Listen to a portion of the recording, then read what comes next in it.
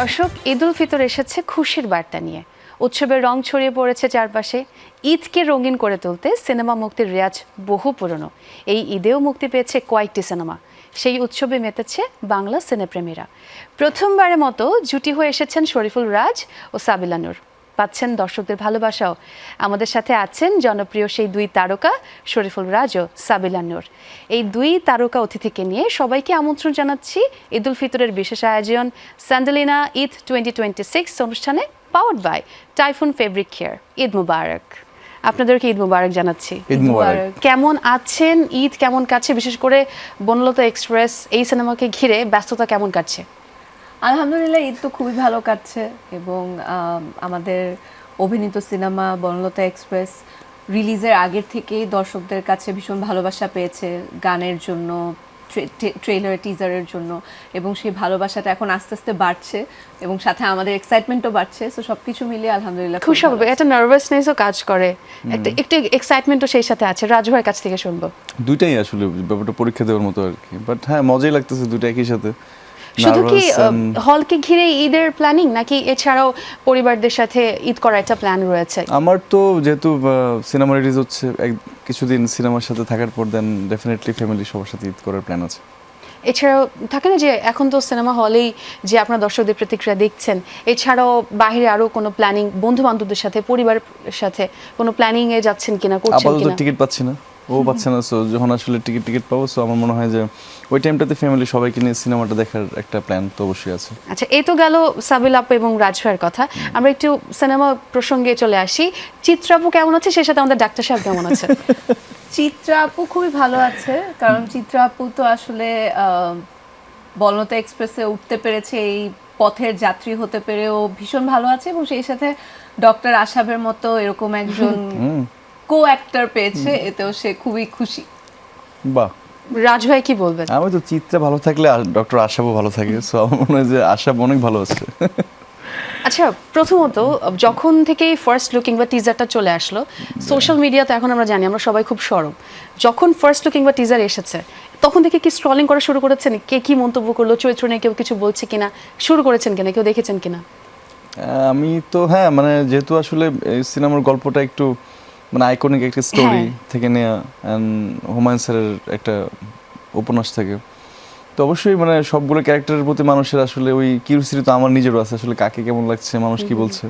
হ্যাঁ, সবাই অ্যাপ্রিসিয়েট করতেছে, অ্যান্ড অবশ্যই চিত্রাকে মানুষের আসলে যে এত ভালো লাগছে সেটা শেয়ার করছে, এছাড়া আরও সবাই বাকিরা যারা আছে। সো দারুণ আর কি, সবকিছু মিলে হ্যাঁ সবার মানে কমেন্টস অ্যান্ড লাইক অ্যাপ্রিসিয়েশনগুলো ডেফিনেটলি নিচ্ছি আর কি। যেহেতু আপনি বললেন বিখ্যাত উপন্যাস, সেক্ষেত্রে চিত্রের উপরে কিন্তু একটু প্রেশার বেড়ে যায়, যেহেতু মানুষ পড়েছে গল্পটা, একটু বেশি আশা থাকে। তখন আপনার কাছে মনে হয়েছে কিনা যে আমি কি উতরে পেরেছি কিনা, মানুষের কমেন্ট সেকশনে গিয়ে সেটা দেখেছেন? তো আসলে ওই নার্ভাসনেসটা তো সবসময় থাকবেই। তো যখন আসলে তানিম ভাই আমাকে অ্যাপ্রোচ করেছে সিনেমাটার জন্য, তখন ভীষণ একটা ভয় কাজ করেছে ইনিশিয়ালি, যে যেহেতু চিত্রা ক্যারেক্টারটা কিছুক্ষণ উপন্যাসটা যারা পড়েছেন তারা অলরেডি চিত্রা ক্যারেক্টারকে একরকমভাবে ইমাজিন করেছে, এবং হুমায়ুন আহমেদ স্যারের ফ্যান তো আসলে আমাদের দেশের মানে বেশিরভাগ সবাই, এবং সবারই আসলে তার বই পড়া হয়েছে এবং তার ফিমেল ক্যারেক্টারগুলো ভীষণ আইকনিক। সো সেই জায়গা থেকে একটা ভয় ছিল, বাট তারপরে মনে হয়েছে আমি আমার জায়গা থেকে আসলে 100% এফর্টটা দিব, এবং আমি আমার ডিরেক্টর বা আমার কো আর্টিস্ট যারা আছে তাদের সাথে মানে একভাবে টিম ওয়ার্ক করতে পারলে আই থিঙ্ক পুরো কাজটাই ভালো হবে। সো দিন শেষে সেটা এফর্ট ছিল, এবং এখন পর্যন্ত আলহামদুলিল্লাহ অডিয়েন্সের কাছ থেকে খুবই পজিটিভ ফিডব্যাক পেয়েছি। আপনাদের তো প্রথমবারের কাজ, তো প্রথমবারের কাজ অনুযায়ী আমি রাজ ভাইয়ের কাছে জিজ্ঞাসা করবো, সাবিল আপুকে কত নাম্বার দিবেন? কোস্টার হিসেবে তিনি কেমন? আর কি নাম্বার দেবো যে তবে আমাকে? হ্যাঁ, আউট অফ 10 কত দিতে চাচ্ছেন? 10 আউট অফ 10 10 আউট অফ 10 আর সাবিল আপু? Of course 10 out of 10। মানে আমি দুটো গুণ বলতে হবে। দুজনকে আমি আসবো, প্রথমে রাজ ভাইয়ের কাছে যেতে চাই। সাবিল আপুকে নিয়ে দুটো গুণ বলতে হবে, তার দুটো গুণ। ও তো পুরোটাই গুণ। দুটো গুণ বেশি বললে কোনো সমস্যা নেই, দুটো গুণ বলুন। ও অনেক রেসপন্সিবল এন্ড অনেক শার্প। অনেক শার্প। হ্যাঁ। আচ্ছা, সাবিল আপু? প্রথমত হচ্ছে যে ওনার একটা গুণ, উনি যখন আসলে 3 to 1 অ্যাকশন বলে, এরপরে স্ক্রিনে আপনি কোথাও শরীফুর রাজকে দেখবেন না, স্ক্রিনে তখন উনি যে ক্যারেক্টারটা প্লে করছে সেটা হয়ে যায়। সো আই থিঙ্ক এটা অ্যাজ অ্যান অ্যাক্টর ওনার সব থেকে বড় গুণ। আরেকটা গুণ হচ্ছে উনি অনেক ইজিলি সবকিছুর সাথে অ্যাডাপ্ট করে ফেলতে পারে, মানে যে কোনো এটা তো একটা সিচুয়েশনের সাথে। প্রফেশনাল অ্যানসার হলো। আমি চাচ্ছি কোস্টার হিসেবে তিনি কেমন, না, এটা তো co-star অফ স্ক্রিনে তিনি কি রকম এবং অন স্ক্রিনে তিনি কি রকম সেটা অন বললেন। স্ক্রিন তো বলেছি হ্যাঁ। যে কিরকম, অফ স্ক্রিনে উনি আসলে অনেক মজার একটা মানুষ। তো মানে আমাদের টিম ওয়ার্কটা এই জন্যই আই থিঙ্ক এত ভালো হয়েছে, কারণ ওখানে শরীফুর রাজ ভাইয়ের মতো ছিল মানুষ, অ্যাক্টর, সেই সাথে মোশাররফ ভাইয়া ছিল, আমাদের মমো আপু ছিল, শ্যামল ভাইয়া ছিল, চঞ্চল ভাইয়া, বাঁধন আপু। সো সবাই আসলে কো-স্টার হিসেবে ভালো দেখে আমাদের টিম ওয়ার্কটা সহযাত্রাটা অনেক ভালো হয়েছে। ভাইয়া কতটুকু জ্বালিয়েছে সেটে, নাকি আপু বেশি জ্বালায়, কে জ্বালিয়েছে? এই অ্যানসারটা আপনার থার্ড পার্টি কাউকে জিজ্ঞেস করতে রাইটার হবে। ডিরেক্টর বললে ভালো হয়। আই থিংক বাকি মানে সবাই অ্যানসার দিবে আমি। না আমরা কেউ কাউকে জানাইনি ডেফিনেটলি। আমার মনে হয় সব থেকে বেশি আমাদেরকে জ্বালিয়েছে হচ্ছে আমাদের ওয়ান অফ দ্য রাইটার্স স্বাধীন। হ্যাঁ, বাট এছাড়া আমাদের কো-স্টারের মধ্যে কেউ কাউকে মনে না। হয়। বাট আপনি যদি অন্য মানুষকে জিজ্ঞেস করেন, মানে যদি স্বাধীনকে জিজ্ঞেস করেন, সামিউল, তানিম ভাইয়া বা আমাদের সবাই উত্তর দিবে আমি জ্বালিয়েছি। কি একটা জ্বালানোর একটা উদাহরণ দেখতে চাই, এটা কিভাবে যদি বলা যেত জ্বালিয়েছেন? এটা তো মিমিক্রি করে কিনা কিভাবে জ্বালিয়েছেন? নিজেটা নিজে কি বলবো আপনি বলেন। ও তো জ্বালানোর 100 কোটি তরিকা আছে, একটা শুনতে চাই, এগুলো তো বলা যাবে না। একটা যে কোনো একটা শুনতে চাই, মশা মারাটা কিভাবে? বলেন। মশা মারা, হ্যাঁ, আমরা শুনি। যে জায়গায় শুট করতাম এফডিসিতে, আমাদের তো অনেক বড় সেট ছিল ওই জায়গায়। সো তো ওর একটা কাজ ছিল, একটা সময় আছে ব্যাট নিয়ে ঘুরে আলি মশা মারা। সো পুরো সেটা আমাকে মশা কামড়াচ্ছে, সবাইকে মশা কামড়াচ্ছে। তো মশা আসলে মারতে মারতে ওর এমন অবস্থা হয়ে গেছে যে এটা ওর প্র্যাকটিসের মতো চলে আসছে। বাসা গেলে মশা মারা, বিকেলে মশা মারা, রাতে মশা মারা, খাচ্ছে মশা মারা। সো সব মশা মারাটা ছিল ওর একটা জব আর কি শুটিংয়ে।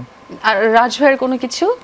না, উনি একদম শান্ত ছিলেন তিনি, হ্যাঁ হ্যাঁ হ্যাঁ, উনি সেটে একদমই শান্ত শুধু ছিলেন। অফ স্ক্রিনে শুধু একটু মজা করে, তাই তো? মানে অফ স্ক্রিনে মজা করে বলতে সেটা আই থিংক আমাদের মানে ক্যারেক্টারের জন্য দরকার ছিল, বিকজ চিত্রা আশাব হোক কিংবা চিত্রা রশিদউদ্দিন হোক, রশিদউদ্দিন আশাব হোক, সবার মধ্যে কিন্তু খুব মজার একটা কেমিস্ট্রি আছে।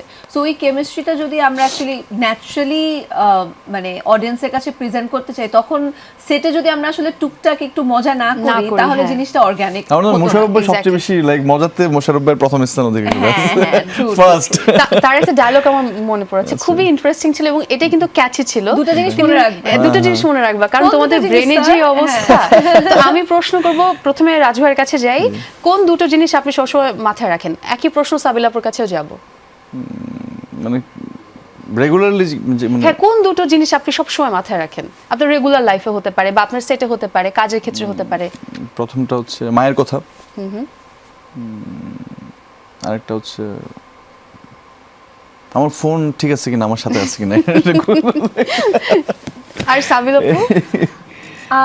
একটা হচ্ছে সব জায়গায় সময় মতো যাওয়া, মানে খুব punctual। হ্যাঁ, আমার দেখা আচ্ছা। যায় 12টায় কল টাইম থাকলে আমি হয়তো 11:40 আগে 1 ঘন্টা আগে চলে আসে তো টিম রেডি থাকে না। সেটার জন্য মনে হয় রাজ ভাইকে একটু বিড়ম্বনায় পড়তে হয়, তাই না?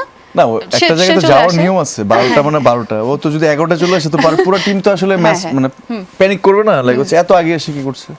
আরেকটা হচ্ছে যে আমি কখনো মানে যেটা মাথায় রাখি বা যেটা আমাকে আমার আব্বা আম্মু সবসময় বলতো যে নিজের ভালোর জন্য বা নিজের ইমপ্রুভমেন্টের জন্য যেন কাউকে কখনো হার্ট বা কারো কোনো ক্ষতি না হয়, সেটা সবসময় মাথায় রাখা। বাহ, খুবই সুন্দর। আচ্ছা, সেটের কথা বলছিলাম, এই পুরোটা শুটে কি এটা ট্রেনের সেটআপে করা হয়েছে নাকি কোনো মানে রিয়েল লোকেশন ছিল, রিয়েল ট্রেন ছিল? না না, আমাদের প্রায় 85% কাজ হয়েছে সেটে। হ্যাঁ, এবং আমরা রিয়েল ট্রেনেও শুট করেছি, কিছু প্ল্যাটফর্মে শুট করেছি, কমলাপুরে শুট করেছি, আরো কিছু কিছু প্ল্যাটফর্মে শুট করেছি, আর বাকি কিছু লোকেশন ছিল, বাট আমাদের মূল আসলে বেসিক কাজটা ছিল হচ্ছে সেট। এই যে এটা ট্রেনের সেটআপ অবশ্যই ডিফারেন্ট, কেমন লেগেছে এই কাজটা করার ক্ষেত্রে? আমি তো বারবার করে বলি যে আমাদের আসলে পুরো মানে ক্রু এত এফিশিয়েন্ট, এত ভালো, এত ট্যালেন্টেড যে আমাদের আসলে অ্যাক্টরদের সবকিছু অনেক সহজ হয়ে গিয়েছে। কারণ সেটটা যিনি বানিয়েছেন আমাদের আর্ট ডিরেক্টর রাজিম ভাই, উনি এত পারফেক্ট ছিল, মানে মুভমেন্ট থেকে শুরু করে প্রত্যেকটা জিনিস, মানে প্রত্যেকটা প্রপস যে আমাদের বারবার মনে হচ্ছিল এটাই রিয়েল ট্রেন। ইনফ্যাক্ট আমি রিয়েল ট্রেনে শুট করতে গিয়ে আমার মনে হচ্ছে যে না, আমাদের সেটের ট্রেনটা বেটার ছিল। বা আমি যদি আমাদের ডিওপি পলাশ ভাইয়ের কথা বলি, আমাদের মেকআপের সেতু আপুর কথা বলি, কস্টিউমে তানিয়াপুর কথা বলি, মানে সবাই এত দুর্দান্ত ছিল যে আমাদের কাজটা অনেক সহজ হয়ে গিয়েছে। তো রাজুয়ের কাছ থেকেও জানতে চাইবো, এই যে ট্রেনে শুট করেছেন, কেমন ছিল অভিজ্ঞতা? আমার জন্য তো দারুণ অভিজ্ঞতা ছিল, কারণ আমার ছোটোবেলা থেকে আমরা বাড়ি থেকে সিলেটে আসা যাওয়ার একটা মেইন মাধ্যম ছিল ট্রেন। সো ট্রেনে শ্যুট করার ব্যাপারটাতে আমি নিজেই খুশি হয়ে যাই যে ট্রেনে শুটিং করব। সো এটা নিউ এক্সপিরিয়েন্স আপনার ছিল। একটা কাহিনীও আছে ট্রেন ঘিরে, কিরকম? আমি শুনেছি আপনি টিকিট ছাড়া ট্রেনে উঠেছেন, এটা কি সত্যি? হ্যাঁ, একবার দুবার ছোটবেলায়। একবার দুবার এই ঘটনাটা একটু শুনতে চাই, খুব ইন্টারেস্টিং লেগেছে। এটা আপনি নাকি ছোটবেলায় কাহিনী ছিল। ওয়াশরুমে যে লুকিয়ে থাকতেন, হ্যাঁ। এটা কি সত্য? হ্যাঁ, একবার। কি what? তো এটা মজার একটা কাহিনী। না, হ্যাঁ, I আমরা was শুনতে kid চাই then, পুরো না, ঘটনাটা, আমি- পুরো ঘটনাটা হ্যাঁ। শুনতে চাই। সো এরকম হয়েছে একবার দুবার। সো তখন রাজ কি শিক্ষার্থী ছিলেন কিনা? হ্যাঁ, স্টুডেন্ট ছিলাম। স্টুডেন্ট definitely, লাইফে? yeah, student আজ life. কোথায় যাচ্ছিলেন তখন? আমি ব্রাউনবাড়িয়া থেকে সিলেট যাচ্ছিলাম। সো হ্যাঁ। হ্যাঁ, একবার দুবার এরকম করা হয়েছে। তখন হচ্ছে গিয়ে ওয়াশরুমে লুকিয়ে পড়েছিলেন, হ্যাঁ, রাইট। টিকিট ছিল না। সবাইকে রিকোয়েস্ট করবো আপনারা করবেন না প্লিজ। অবশ্যই। আমি সাবিলাপুর কাছ থেকে জানতে চাই, এই চরিত্রটা করার সময় আমি শুনেছি আপনি 15 বার আপনি পড়েছেন গল্পটা, এটা কি সত্য? আই থিঙ্ক আরো বেশি হবে, কারণ প্রথমে যখন দিয়েছে, মানে এর আগে তো ডেফিনেটলি পড়া হয়েছে, বাট তখন তো আসলে মানে আমি অ্যাজ আ রিডার পড়েছি। তো আমাকে যখন বলেছে যে চিত্রা ক্যারেক্টারটার জন্য, প্রথমে আমি বেশ কিছুবার জাস্ট গল্পের জন্য পড়েছি, তারপরে নিজের ক্যারেক্টারটা আয়ত্ত করার জন্য। হ্যাঁ, কি কি আছে, মানে আমাদের গল্পের মধ্যে হুমায়ুন আহমেদ স্যার এত সুন্দর করে চিত্রা ক্যারেক্টারটা লিখেছেন যে ওখানে আসলে অনেক ইন্টারেস্টিং ব্যাপার ছিল। সো ও অনেক অনেক নিজে পারফর্ম করে নিজেই মুগ্ধ। কি অদ্ভুত। সরি না, আমার মনে হয় যে যারা সিনেমাটা দেখছে বা দেখবে বা এখনো প্ল্যান করে না, আমার মনে হয় চিত্রাকে দেখে আসলেই সবাই মুগ্ধ হবে। খুবই সাবলীল লেগেছে। একদমই না, সবাইকে আমি তো বলবো যে আমি অনেক এরকম মন্তব্য দেখেছি, অনেক কমেন্ট দেখেছি যেখানে সবাই রাজভাইয়ের কথা বলছিল, কারণ ওনার যে লুকটা ছিল ইট ওয়াজ কমপ্লিটলি প্রচুর ডিফারেন্ট ছিল, রাফ এন্ড টাফ থেকে একদম ভিন্ন মানে একটা আমরা ক্যারেক্টার ছিল। ওনাকে পরাণে দেখেছি একরকম, একরকম, হ্যাঁ। আমরা ওনাকে দামালে দেখেছি একরকম, মানে এর আগে দেয়ালের দেশে দেখেছি একরকম, কিন্তু এবার একদমই ডিফারেন্ট একটা লুকে দেখেছি। সো আই এম শিওর যে মেয়েরা তো নিশ্চয়ই ক্রাশ খেয়ে ওনার উপর পাগল হয়ে যাচ্ছে। সেই কথাটা শুনবো। ভাই, আপনার কাছে প্রশ্ন, আপনি এই যে আমি বলছিলাম সাবিলাপুর সাথে আমি একমত, রাফ এন্ড টাফ লুকে আমরা আপনাকে দেখেছি, হঠাৎ করে এই যে একটা শান্ত একটা ক্যারেক্টার, এই ক্যারেক্টারটা কেন বেছে নিলেন? এটা আমি বেছে নিইনি, এটা হচ্ছে সম্পূর্ণ ক্রেডিট হচ্ছে তানিম নূরের। উনি আসলে আমাকে যেদিন প্রথম বলেন, আমি তো ভয় পেয়ে গেছি, কিরকম এরকম করে তোমাকে দেখতে চাই, এরকম করে আসলে কি আমাকে ভালো লাগবে, মানে আমি এটা পারবো আসলে করতে। সো হ্যাঁ, উনি আমাকে কনভিন্স করছে যে না, এটা খুব দারুণ একটা জিনিস হবে, সো ডু দ্যাট। সো আমি আমার এন্ড থেকে আই ট্রাইড হার্ড। এবং দর্শকদেরও ভালো লেগেছে, এবং এখনো যারা দেখেনি তারা অবশ্যই সিনেমা হলে গিয়ে সিনেমাটা দেখবে। তবে আরো একটি প্রশ্ন ভাই, আপনি খুব বেছে বেছে কাজ করেন, আমি যদি ভুল না বলে থাকি, এই যে আপনি বেছে বেছে কাজ করেন, স্ক্রিপ্টিং এর সময় আপনি কোন বিষয়টি আসলে মাথায় রাখেন? স্টোরি ডেফিনেটলি, স্টোরি, ডিরেক্টর কিংবা কো আর্টিস্ট, এগুলো কি মাথায় সবকিছু থাকে? মিলিয়ে তো একটা জিনিস হয়। সো আমার মনে হয় যে আসলে যখন আসলে প্রপার একটা প্যাকেজ হয়, ভালো আর্টিস্ট, ভালো টিম, ভালো প্রোডাকশন, ভালো ডিরেক্টর, তো আসলে সবকিছু মিলে যখন একটা জিনিস ভালো হয়, তখন আসলে একটা আর্টিস্ট বা একটা পারফর্মারের জন্য কাজটা অনেক ইজি হয় কাজটা করতে, এবং মানে খুবই অ্যাডভেঞ্চারাস হয়। এটাই কি বনলতা এক্সপ্রেসকে হ্যাঁ বলার অন্যতম কারণ? একদমই, অনেক কিছু কারণ আছে। হুমায়ুন আহমেদ মানে একজন, ওনার জন্য করা, দেন তানিম ভাই, স্টোরি, সবকিছু মিলিয়ে আর এত বিউটিফুল আর্টিস্ট, সো ওদের সাথে হ্যাঁ, কাজ অনেক করাটা, গুণী ওদের সাথে অভিনয় কাজ শিল্পী করাটা আছেন মিস একসাথে। করতে চাইনি মেবি, দ্যাটস হ্যাঁ। হোয়াই। ইয়া, সাবিলাপুর কাছে একটা বিষয় জানতে চাই, আগে ঈদ ঘিরে কি হতো, অনেক নাটক রিলিজ হতো, এখন আপনাকে আমরা বড় পর্দায় দেখছি, অবশ্যই বড় একটা পরিবর্তন। এই যে একটা বড় পরিবর্তনের জায়গায়, এটাকে একটা দায়িত্ববোধ অনেকাংশে বাড়িয়ে তোলে কিনা? অবশ্যই, বাট যখন আসলে নাটকও রিলিজ পেত, ওটাও আমার কাছে অনেক স্পেশাল ছিল, কারণ দেখা যেত যে এক ঈদে আমাদের 15টা-20টা করে নাটক রিলিজ পাচ্ছে, এবং প্রতিটাতেই আসলে আমাদের একটা মানে এফর্ট থাকতো, সবগুলোতেই এফর্ট থাকতো। তবে এখন আসলে ব্যাপারটা হয়ে গেছে যে যেহেতু অডিয়েন্স একটা টাইম রিজার্ভ করে হলে গিয়ে টিকিট কেটে আমাকে দেখছে, সো তখন সেখানে অবভিয়াসলি একটা রেসপন্সিবিলিটির জায়গা থাকে। তবে ওই রেসপন্সিবিলিটিটা আমি ভীষণ এনজয় করছি, কারণ ওই রেসপন্সিবিলিটির সাথে অনেক এক্সাইটমেন্টও অ্যাড হয়েছে। সাবিলা আপু কি রেখে স্টোরি বাছাই করে? আমি যদি স্পেসিফিক্যালি এটার কথা বলি, এটার মানে প্রধান দুটো কারণ ছিল হচ্ছে অবভিয়াসলি হুমায়ুন আহমেদ স্যারের উপন্যাস অবলম্বনে, এবং এরপরে হচ্ছে তানিম ভাইয়ার ডিরেকশন। এর আগে আমরা ওনার উৎসব দেখেছি, দুর্দান্ত একটা সিনেমা ছিল, এবং তার আগে ওনার কাইজার দেখেছি ওটিটিতে, যেটা I think one of the best series আমাদের দেশের। তো সব কিছু মিলে ওনার সাথে কাজের এক্সপিরিয়েন্সটা মিস করতে চাইনি। এরপরে যখন উনি আস্তে আস্তে বাকি ডিটেলসগুলো বলছিল, যখন শুনছিলাম যে মোশাররফ ভাইয়া থাকবে, চঞ্চল ভাইয়া চঞ্চল থাকবে, চৌধুরী, হ্যাঁ। শরীফুল রাজ থাকবে, এবং আমাদের মমো আপু, শ্যামল ভাইয়া, বাঁধন আপু সবাই থাকবে, তখন আসলে মনে হয়েছে যে okay, this is I think for me এই মুহূর্তে আমার জন্য খুবই ভালো একটা ডিসিশন হবে। তখন ভয় লাগেনি এই চরিত্রটা আমি ফুটিয়ে তুলতে পারবো কিনা? খুবই সাবলীল একটা চরিত্র, কিন্তু আমি জানি না আপনি একমত হবেন কিনা, সংলাপ কম থাকলেও না এক্সপ্রেশন, চোখের একটা অভিনয় থাকে, সেটা ফুটিয়ে তোলাটা খুবই কঠিন হয়ে পড়ে। আপনার কাছে এটা মনে হয়নি? আমি অ্যাকচুয়ালি মানে ভয়টাকে কখনো সেভাবে করে মানে আমার মানে প্রাইমারি ইমোশন হতে দেই না, কারণ আই থিঙ্ক ভয়টা বেশি পেলে তখন আমি আমার 100% দিতে পারবো না। অবভিয়াসলি আর্টিস্টের কথা শুনে নার্ভাস লেগেছে যে সবার মাঝখানে আমি কতটুকু আমার ক্যারেক্টারটাকে জাস্টিফাই করতে পারবো। তবে আমার কাছে এটা একটা চ্যালেঞ্জও মনে হয়েছে যে এই চ্যালেঞ্জটা নিতে পারলে অডিয়েন্স আমাকে আরো ভালোভাবে গ্রহণ করবে। আমরা তানিম ভাইয়ের কথা বলছিলাম, আমরা দুজনের কাছ থেকেই শুনবো তানিম ভাইয়া কিরকম বকা টকা দেন, আর কে বেশি রিটেক দিয়েছে? ঠিক কেউ তো মনে হয় না, বিকজ আমরা এর আগে অনেক রিহার্সাল করেছি, সো আসলে সেভাবে করে কারোরই রিটেক দেওয়া লাগেনি। না। পরিচালক হিসেবে তানিম ভাইয়া কিরকম? ও, অনেক বেশি বকাঝকা করেন এরকম? না, উনি এত শান্ত, cool। মানে প্রচুর। প্রচুর, হ্যাঁ। মানে এবং ওনার পুরো টিমটাই খুবই ডিসিপ্লিন। তো ওনার আসলে খুব বেশি মানে বকাঝকা তো নাই, উনি ইনফ্যাক্ট মনে হয় আমরা কখনো ভয়েসও খুব না, বেশি ওরকম রেজ না, করতে উল্টো দেখিনি। আমাদেরকে আসলে যে পরিমাণ টেক কেয়ার করছেন আমরা সব একদম, টিম, একদম। So we are impressed, like হচ্ছে ওনাদের মতো একটা এরকম একটা টিম আমাদের সাথে ছিল। তাহলে উল্টোটা বলুন, তানিম ভাইকে কে বেশি জ্বালিয়েছে? সাবিল আপু? আমি? সাবিল আপু? কি আমি কিভাবে? আমি আপনি? হ্যাঁ, নাকি কিভাবে? আমি? Right answer. কিভাবে? আমি হ্যাঁ আপু। তারিম ভাইকে কেউ জ্বালায় না না, উনি অনেক কুল একটা গায়, হ্যাঁ, হি ইজ এ ভেরি কুল গায়। হ্যাঁ, ওনাকে আমাদের মনে হয় মানে উনি ওরকম আর্টিস্টই মনে হয় চুজ করতে চেয়েছে যারা ওনাকে জ্বালাবেন না। আমরা এই পর্যায়ে একটা বিরতি নিয়ে আসি। দর্শক, আড্ডা চলছেই, আরও একটা বিরতি নেব আমরা ঈদ 2026 অনুষ্ঠানে, powered by Typhoon fabric Care. ফিরছি একটু পরে, সঙ্গে থাকুন।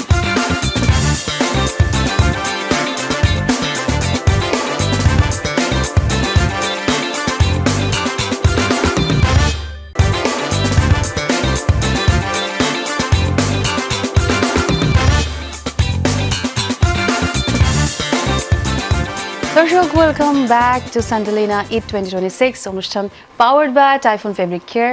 চলে যাচ্ছে আমাদের অতিথির কাছে। আবারও স্বাগত জানাচ্ছি আপনাদের ব্রেকের পর, আবারও আড্ডা দিতে চলে এলাম। রাজভাইয়ের কাছে প্রথমে শুরু করতে চাই। আপনি একটু কম কথা বলেন আমি জানি, তবু আপনার কাছ থেকে আমার অনেক কিছু জানার আছে। প্রথমত এই যে ডাক্তারের চরিত্র, এটাই প্রথম আপনি অভিনয় করছেন ডাক্তারের চরিত্রে। আপনার কাছে মনে হয় আপনার যে এই রাফ অ্যান্ড টাফ লুক দেখে আমরা অভ্যস্ত দর্শকরা, এই ইমেজটা ভাঙতে পারবে বা পেরেছে?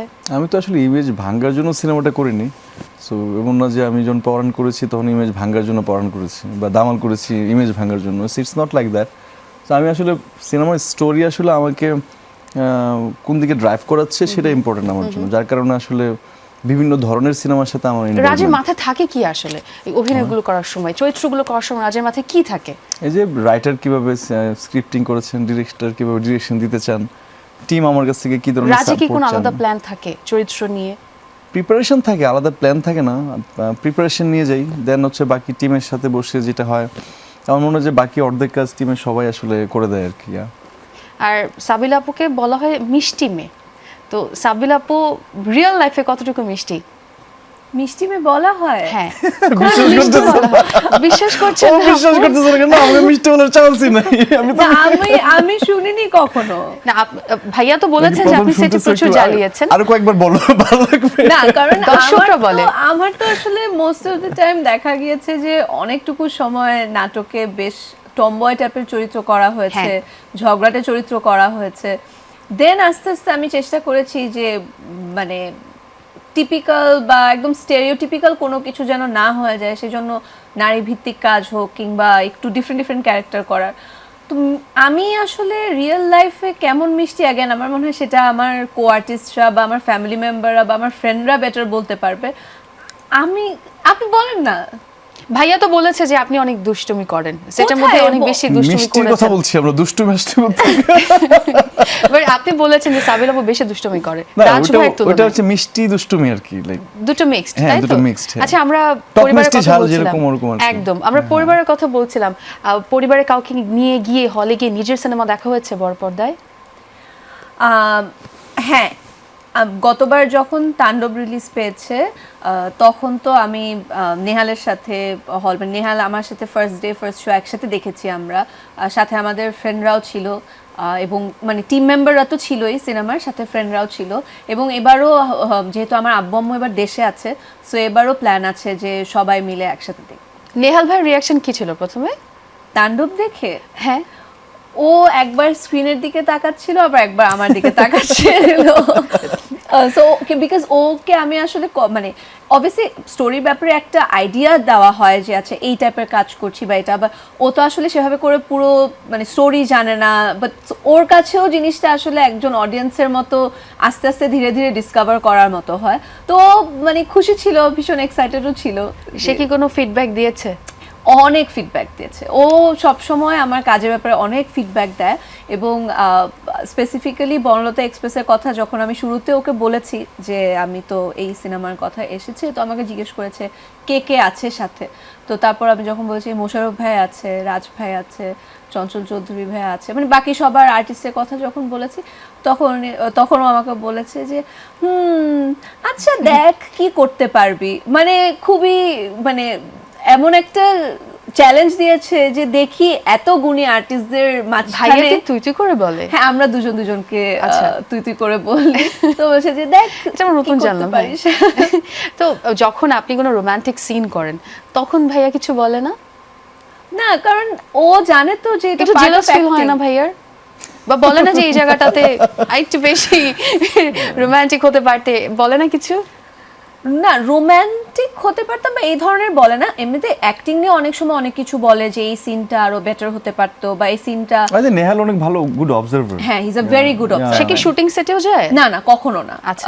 ওর এটা সর্ট অফ একটা প্রিন্সিপাল যে ও কখনো আমার কাজের কোনো মিটিং হোক শুটিং হোক ও কখনো যাবে না। তবে আমার কাজের যারা আছে মানে যাদের সাথে আমি ক্লোজ, ডিরেক্টর বা ইভেন রাজ ভাইয়ের সাথে ওর ভীষণ ভালো সম্পর্ক, আমার সব কো আর্টিস্টদের সাথে ওর ভীষণ ভালো সম্পর্ক, কিন্তু ও কখনো শুটিং বা আমার কোনো ধরনের কোনো মিটিং এ প্রফেশনাল কোনো কিছুতে ও আসে না। শুধু ফিডব্যাক দেয়, কাজটা দেখে এবং হ্যাঁ, ফিডব্যাক হ্যাঁ, দেয়। হ্যাঁ, দুর্দান্ত। ভাইয়ার কাছ থেকে একটু জানতে চাই, আপনি কখন আপনার পরিবারের সদস্যদের সঙ্গে নিয়ে হলে গিয়ে নিজেকে দেখেছেন কিনা বড় পর্দায়? অনেকবার। সেটা কেমন ছিল? এটা আমার মনে হয় আমার জন্য, কারণ আব্বা আম্মু আমাকে অনেক বেশি প্রথম ইন্সপায়ার করতো না সিনেমার জন্য, সো এখন করেন। কারণ লাস্ট ঈদে আমার যে সিনেমাটা রিলিজ পায় ইনসাফ নামে, তো আব্বা আম্মু দুজনেই সিনেমা যেহেতু ওরা আসে আমার এখানে, সো উৎসব দেখতে বসছে, দেন হচ্ছে ওদের সিনেমা দেখলো, সাকিব ভাই আর ওর সিনেমা দেখলো, দেখে ওরা আমাকে খুব বললো যে তুমি একটা সামাজিক সিনেমা করো। তো আব্বা আম্মুর জন্য এবার মনে হয় একটা দারুণ ট্রিট হবে, যে মানে যে আমি একটা সামাজিক সিনেমার সাথে ইনভলভ আছে, আপনারা দেখতে পারেন। তো ওদের জন্য ভালো হবে, কারণ ওরা বাংলা সিনেমার খুব মানে গ্রেট অডিয়েন্স, অনেক গ্রেট অডিয়েন্স। বললেন যে মা বাবাকে নিয়ে সিনেমা দেখেন, এর আগেও দেখেছেন, বড় পর্দা নিজেকে দেখেছেন। রাজ নিজেকে আসলে কোন জায়গায় দেখে, অ্যাজ এ হিরো অথবা সিনেমার পর্দায় আপনি নিজেকে কোথায় দেখতে চান? ইন ফিউচার নাকি? হ্যাঁ, ইন ফিউচার। আমি একজন সাকসেসফুল অ্যাক্টর হিসেবে দেখতে চাই নিজেকে। শুধু কি এটি? এটাই আপাতত। তো আসলে অ্যাক্টিং ক্যারিয়ার ছাড়া তো আসলে অন্য কিছু নিয়ে ভাবছি না। সো আমার মনে হয় যখন থেকে আসলে আমি সিনেমা করবো ভেবেছি, আমি এটার পিছনে আসলে প্রপারলি টাইম, শ্রম, মেধা, মানে আমার সকল কিছু ইনভেস্ট করে ট্রাই করেছি আমি। সো হ্যাঁ, সেটা থেকে আমি ফিডব্যাকও পেয়েছি কোনো সময়, এটার থেকে আমি দারুণভাবে ইন্সপায়ার্ডও। সো এরপরে মনে হচ্ছে যে না, আমি সিনেমাতে আরও বেশি মনোনিবেশ করা উচিত, আরও হার্ডওয়ার্ক করা উচিত, আরও প্যাশন নিয়ে কাজ করা উচিত। এই যে রাফ অ্যান্ড টাফ লুকে থাকেন, এটা তো আসলে ইজি না। কাউকে অনুসরণ করা হয় বা কাউকে ভালো লাগে, সেই জায়গা থেকে নিজেকে একটু আপগ্রেড করার কোনো ইচ্ছে কি আছে? না মানে হ্যাঁ, ইমপ্রুভমেন্টের জায়গা তো থেকেই মানে থাকে একটা। সো আমার মনে হয় যে সেটা নিয়ে আমি কাজ করছি। সো কাউকে ফলো করার ব্যাপারটাতে না, ওরকম করে আমি কাউকে ফলো করি না। আপনার কিন্তু একটা হিউজ জার্নি রয়েছে, আইসক্রিম থেকে আজকের বনলতা এক্সপ্রেস। আমরা সবাই জানি 10 বছর দীর্ঘ একটা সময়, কিন্তু এই এত বড় একটা টাইম পিরিয়ডে কতটুকু রাজ চেঞ্জ হয়েছে আপনার কাছে মনে হয়? চেঞ্জেসের কথা বললে হ্যাঁ, অনেক চেঞ্জেস আসছে আমার মনে হয়, যে লম্বা টাইমের সো এবারের ঈদটা আমার জন্য আরো বেশি মজার কেন, কারণ আমার যার হাত ধরে আমার সিনেমাতে আসা রেদন রনি, ওনার একটা সিনেমা আসতেছে দম, অ্যান্ড আমার কো-অ্যাক্ট্রেস ছিলেন তুষি, ওর একটা সিনেমা আসতেছে প্রেসার কুকার। সো এই ঈদে আমরা যারা সিনেমা স্টার্ট করেছিলাম, সেটা তো চলছে, হ্যাঁ। উই বোথ আর লাইক হচ্ছে আমরা সবাই আসছে ওদের সবার সিনেমা রিলিজ করছি। এটা আমার জন্য একটা দারুণ ব্যাপার যে না, রনি ভাই অনেকদিন পরে কাম ব্যাক করলেন 10 বছর পর। আপনি বলছিলেন তুষির কথা বলছিলেন, Yeah, সিনেমা yeah. তো চলছে, আপনার হ্যাঁ। সিনেমাও চলছে, এটাই বিশেষ। বাট ব্যক্তিরাজ কতটুকু পরিবর্তন হয়েছে? অনেক পরিবর্তন হয়নি, আমি আগে যা ছিলাম তেমনটাই আছি। হ্যাঁ, মানে অনেক কিছু চেঞ্জ আসছে, সেটা পজিটিভ, মানে পজিটিভ চেঞ্জ আসছে। দেখার, শোনার, বুঝার, চলাফেরার মানুষ, মানে অনেক কিছুতে আগে যেরকম করতাম হুটহাট করে অনেক কিছু করে ফেলতাম, এখন হুটহাট করে করি না। এখন আসলে প্ল্যান করে করার ট্রাই করি, বা কোনো কিছু মানে হুট করে করবো না এরকম থেকে সেক্ষেত্রে কি আসে না। অনেক পরিকল্পনা নিয়ে এগোনো হয়? না, অনেক পরিকল্পনা নিয়ে আমি চলতে পছন্দ করি না। আমি একটু এত প্ল্যান করে আসলে আমার অনেক কিছু হয় না। আমি অনেক আনপ্ল্যান জিনিস আমার পছন্দ। সো মানে একদম প্রি প্ল্যান করে কোনো কিছু করা হয় না, না, তাই তো? হ্যাঁ। আচ্ছা, সাবিলাপুর কাছে আসতে চাই। এই যে বলছিলাম আমি যে আগে ঈদে কি হতো, অনেকগুলো নাটক রিলিজ পেতো, এখন বড় পর্দায় আছেন। এই যে একটা বিশাল বড় চেঞ্জ, আপনি কতটুকু ব্যক্তিগতভাবে চেঞ্জ হয়েছেন? আমার মনে হয় অবভিয়াসলি মানে ব্যক্তিগতভাবে চেঞ্জেস যেটা এসেছে, আমি আরও ডিসিপ্লিনড হয়েছি। এখন আমি আসলে কোনো কাজ করার আগে একটা সময় নেই, যেই সময়টাতে আমি নিজেকে প্রিপেয়ার করতে চাই।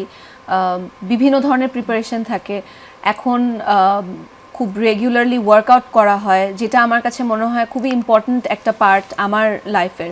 কারণ এই ওয়ার্কআউট করার কারণে আমার অনেক ধরনের একটা ডিসিপ্লিন লাইফের মধ্যে অটোমেটিকলি চলে আসে, মানে ওয়ার্কআউটের কারণে ডায়েট অ্যান্ড এভরিথিং। সো এগুলো I think as a human being হিসাবে বা অ্যাজ আ অ্যাক্টর হিসাবে আমাকে অনেক প্রোডাক্টিভ বা এফিশিয়েন্ট হতে হেল্প করে। কিন্তু যদি আমি এমনিতে পার্সোনালিটি ওয়াইজ বলি, আমার কাছে মনে হয় খুব বেশি চেঞ্জ হয়নি।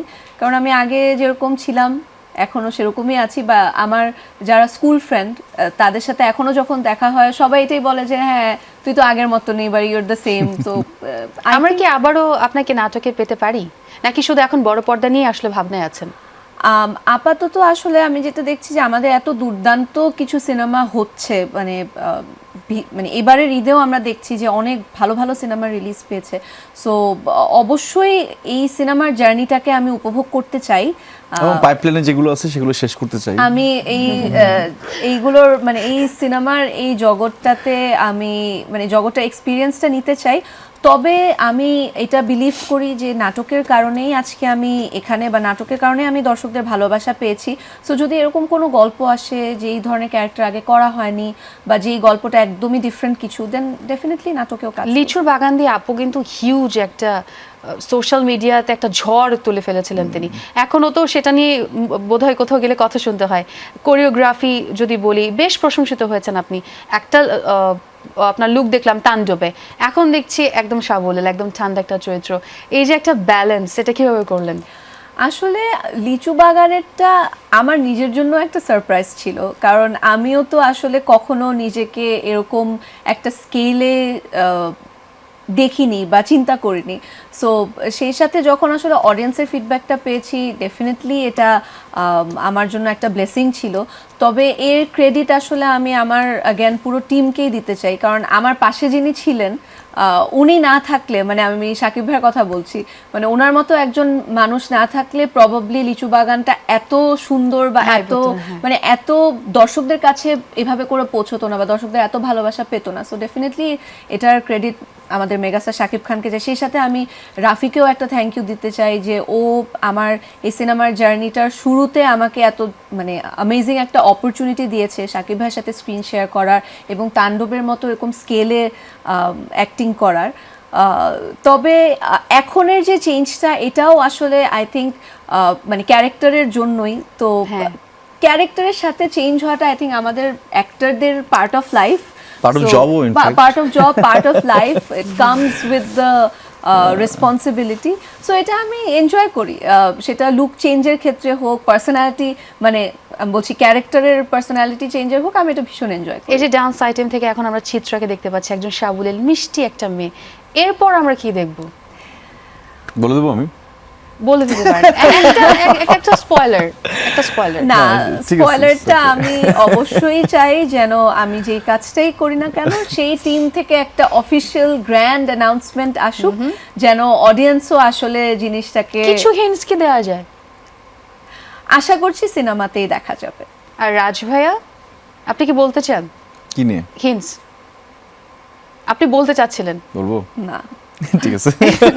আচ্ছা, আমরা রাজ ভাইয়ের কাছ থেকে নতুন কি পাবো? এই যে একজন ডাক্তার সাহেব, জি। এরপরে কি পেতে পারি? মাথায় তো নিশ্চয়ই কিছু চলছে।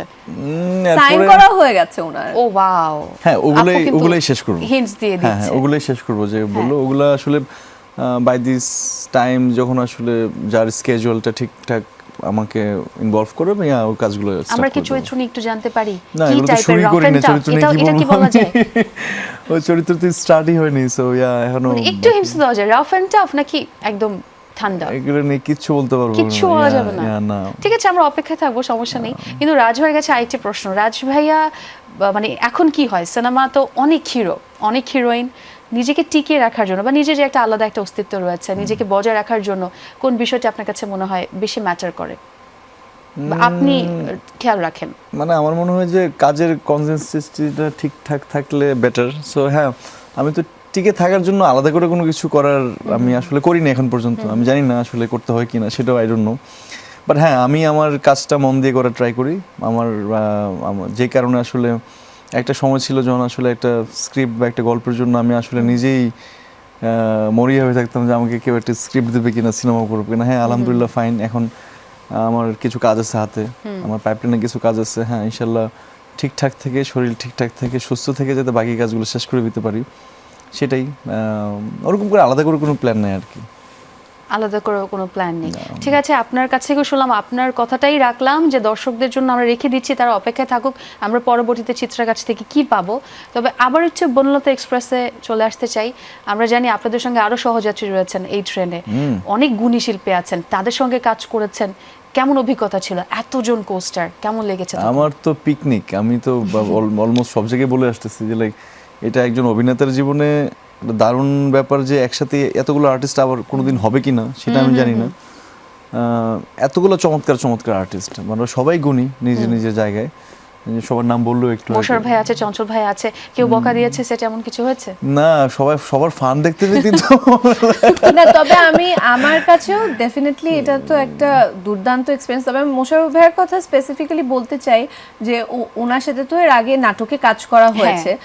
তবে নাটক যেটা হয় যে হয়তো একটা লিমিটেড, মানে অল্প সময়ের মধ্যে আমরা শেষ করে ফেলি, কিন্তু সিনেমায় তো একটা লম্বা জার্নি থাকে। সো প্রতিবারই ওনার কাছ থেকে আসলে কিছু না কিছু শেখা যায়।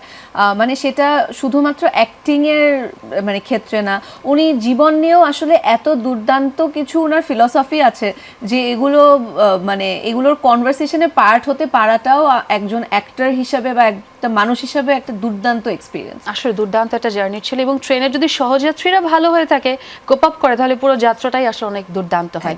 আমরা আড্ডা আবারও ফিরবো, তবে ছোট্ট একটা বিরতি নিয়ে আসছি। দর্শক, আড্ডা তো চলছেই, আরও আড্ডা দেবো আমরা, তবে একটা বিরতি নিচ্ছি ঈদ 2026 অনুষ্ঠানে, powered by Typhoon fabric Care. ফিরছি একটু পরেই, সঙ্গেই থাকুন।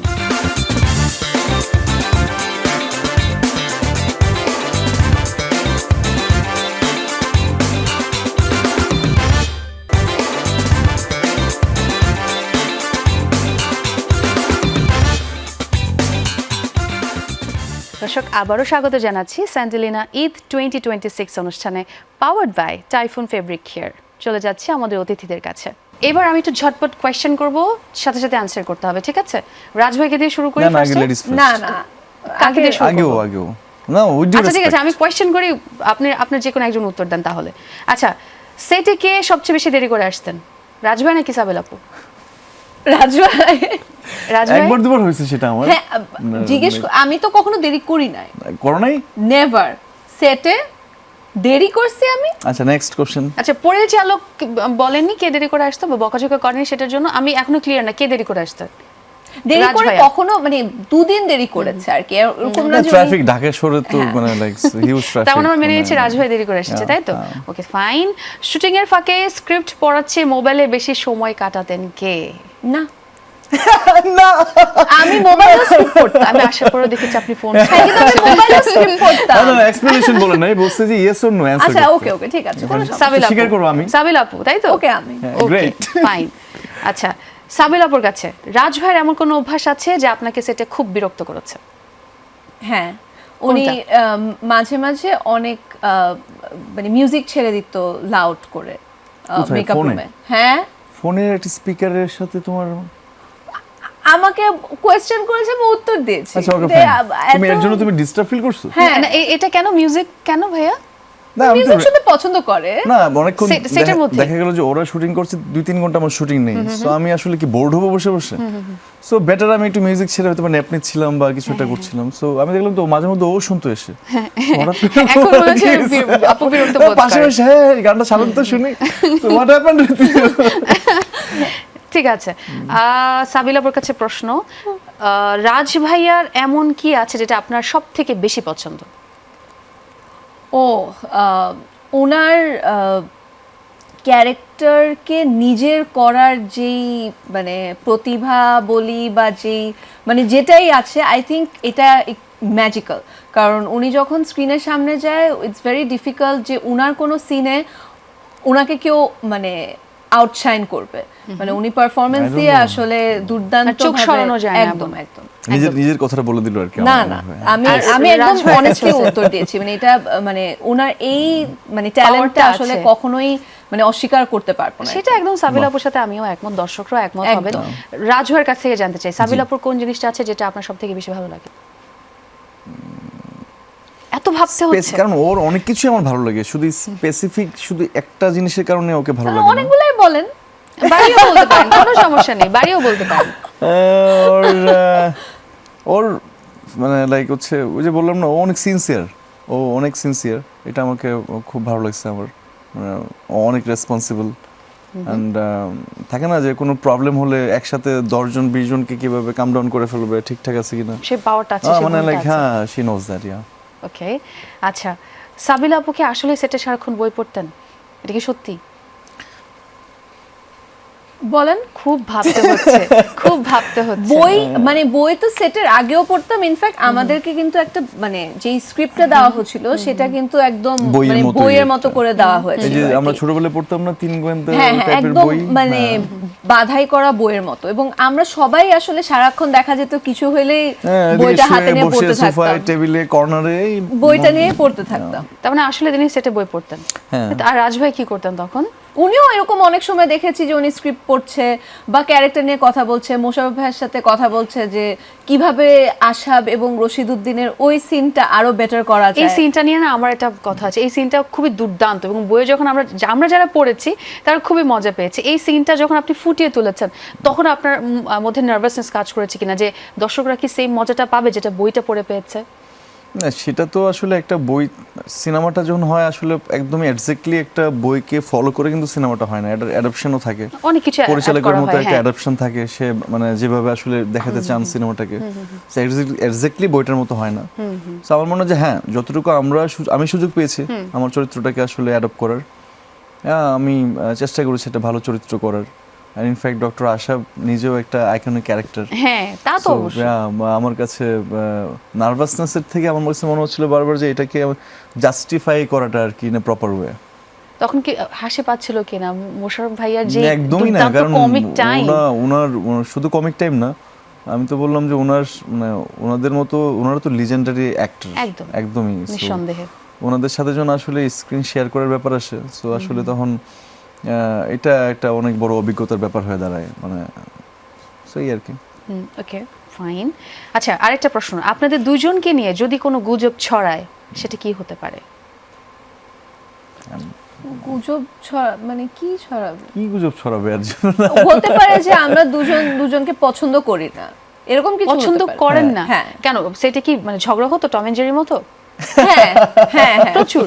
না প্রচুর না, আমার সেটে টম এন্ড জেরির মতো রাজভাইয়ের সাথেও এরকম কথা কাটাকাটি হতো, আমাদের স্ক্রিপ্ট রাইটার আমার সাথে হওয়ার থেকে বেশি স্বাধীনের সাথে হতো। তারপর আমাদের মানে এরকম অনেকের সাথেই হতো। তো মানে আপনি যেহেতু বলছেন যে যদি কোনো গুজব ছড়ে, এটা হতে পারে যে আমরা দুজনকে পছন্দ করি না, এরকম। হ্যাঁ সেটা হতে পারে। সেটা তো ঝগড়া হতো। মানে মানে এরকম না সিরিয়াস Fun, ঝগড়া, মানে fun, ফান মানে ফান কথা fun, কাটাকাটি। ফ্রেন্ডস yeah, টাইপের exactly. তাহলে এই যে একটা ফ্রেন্ডসদের মতো একটা ঝগড়া যে হয় এটা টম এন্ড জেরির মতো একটা যে একটা ব্যাপার তো রোমান্টিক সিন করার সময় কি এই ব্যাপারটা ঘটেছে যে হাসি চলে এসেছে বা করতে তো পারছেন না ওই সময় ঝামেলা ওই হচ্ছে সময় এরকম আসলে কি আর সিনটা করতে পারবো?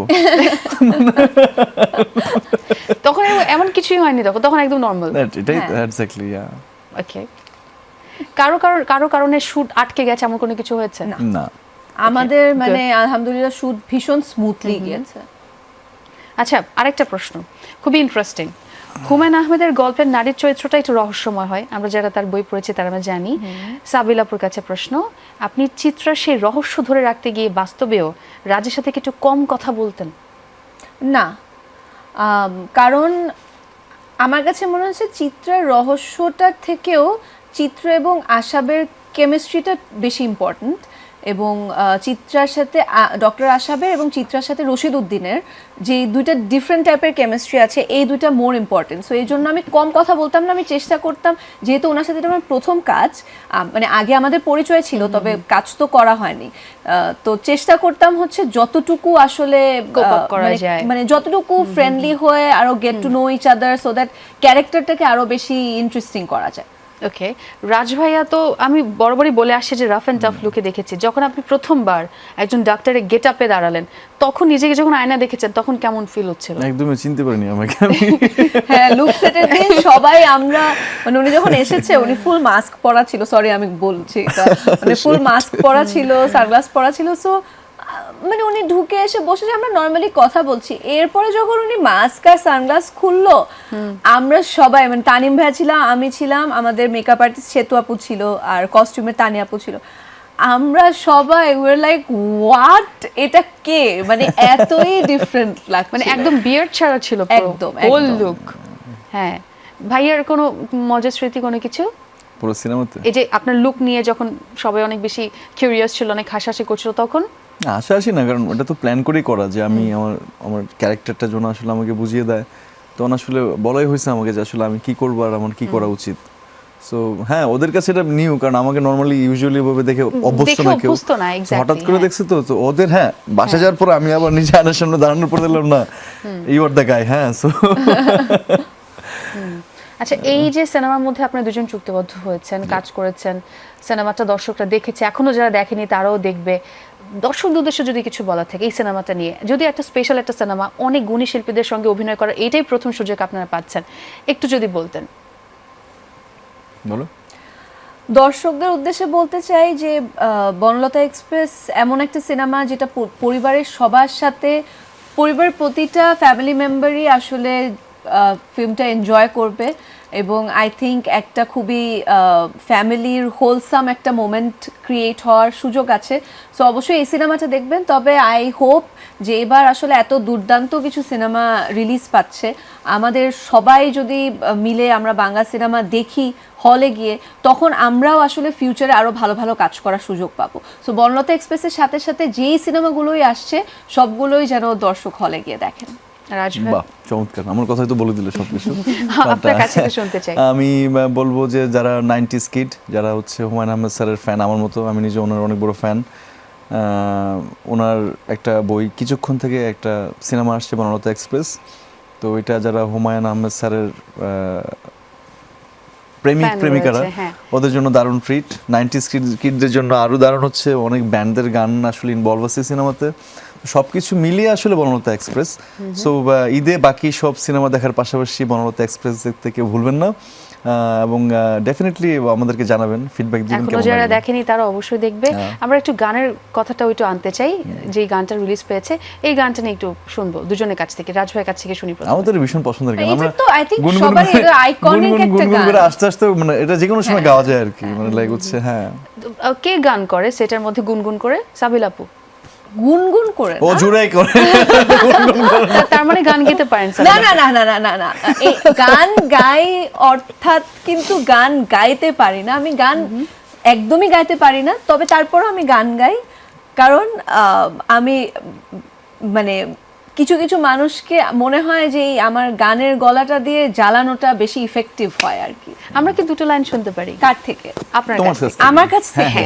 নো ভাইয়া যদি চায় ভাইয়া তাল আমি মিলাতে পারে, help করবো কোনো সমস্যা তোমাকে, আমি নেই। help করতে Help পারি। করতে পারি, না কোনো সমস্যা সরি নেই। আপু, এটা কখনোই আমি এত সুন্দর মানে চাইতেই পারো মানে যারা ভালোবাসে এই আকাশটা গানটাকে, ছোঁয়ার স্বপ্ন দেখতে আমি এই গানটাকে নষ্ট করতে চাই না। দুটো লাইন। না একদমই না, এটা আপনি গিয়ে ফেলেন।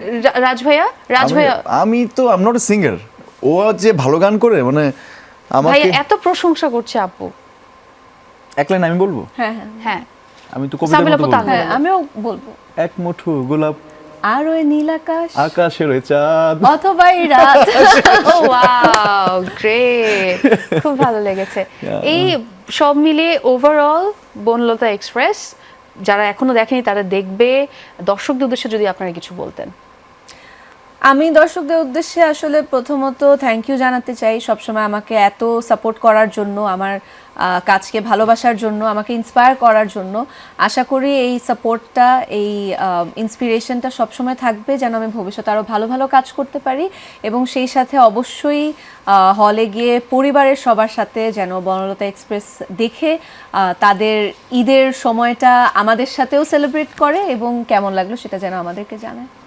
রাজ ভাইয়া, এই ঈদে অনেকগুলো সিনেমা পাশাপাশি 100% খাঁটি বাংলা সিনেমা বনলতা এক্সপ্রেস সবাইকে দেখার দাওয়াত দিলাম, সবাই দেখে নেবেন।